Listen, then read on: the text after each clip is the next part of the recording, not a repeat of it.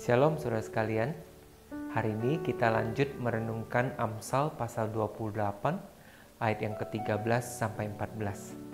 Firman Tuhan berbunyi demikian, "Siapa menyembunyikan pelanggarannya tidak akan beruntung, tetapi siapa mengakuinya dan meninggalkannya akan disayangi."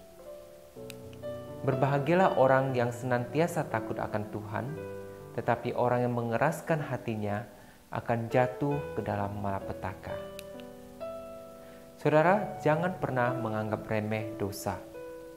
Jangan berpikir, oh tidak ada yang tahu, jadi tidak apa-apa, biarkan saja. Atau, oh itu dosa yang sepele, tidak mencelakai orang kok, biarkan saja. Di Chicago dilaporkan ada seorang anak remaja bernama Derek James Romero. Dia ditemukan tewas di rumahnya sendiri. Nah, setelah diselidiki, ternyata Derek tewas karena dililit ular piton Birma berukuran 3 meter panjang dan berat 36 kg. Ironisnya saudara, ular piton ini adalah peliharaan keluarga mereka selama bertahun-tahun. Mereka menemukan ular ini 8 tahun yang lalu. Ya, waktu itu ular ini masih kecil dan kelihatan imut. Namun kemudian semua itu berubah menjadi malapetaka. Dosa juga demikian saudara sekalian. Amsal hari ini mengingatkan kita bahwa siapa yang menyembunyikan pelanggarannya tidak akan beruntung. Siapa yang mengeraskan hatinya akan jatuh ke dalam malapetaka.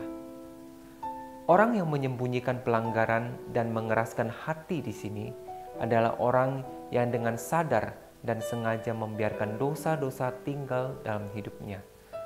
Mereka berpikir tidak ada orang yang tahu, jadi biarkan saja. Anggap saja tidak terjadi apa-apa. Atau bisa juga orang yang dengan sengaja menyembunyikan dosa karena merasa nyaman dan mereka ingin terus menikmatinya. Namun dosa tetaplah dosa, saudara. Walaupun saat ini tidak diketahui orang lain, walaupun saat ini tidak menimbulkan efek apa-apa, dosa tidak akan pernah membawakan kebahagiaan dalam hidup kita. Sebaliknya, dosa hanya akan menghancurkan hidup kita, merenggut damai sejahtera dan sukacita dari hidup kita. Itu sebabnya kita perlu menyelidiki hidup kita setiap hari. Adakah dosa-dosa yang kita sembunyikan dalam hidup kita? Adakah dosa-dosa yang kita pelihara atau bahkan kita nikmati dalam hidup kita? Dan tidak ada cara lain selain bertobat, yaitu seperti yang dikatakan dalam Amsal tadi, kita perlu mengakuinya di hadapan Tuhan dan meninggalkannya. Saudara, bagaimana dengan hidup kita belakangan ini? Adakah dosa atau pelanggaran yang masih belum kita selesaikan, yang kita sembunyikan dalam hidup kita? Apakah itu perbuatan-perbuatan yang tidak berkenan kepada Tuhan yang kita lakukan di tempat-tempat tersembunyi? Ataukah dendam, perasaan benci kepada seseorang? Seringkali memang tidak semudah kata-kata saudara sekalian. Ada kalanya kita tahu kita tidak seharusnya memelihara satu dosa tertentu. Namun di sisi lain kita merasa memiliki alasan kuat untuk terus berada dalam keadaan seperti itu. Misalnya, membenci seseorang telah bersalah dan menyakiti kita. Kita merasa berhak untuk terus membencinya. Atau kita merasa sudah terlalu lama terikat dalam dosa tertentu sehingga sulit melepaskan diri darinya.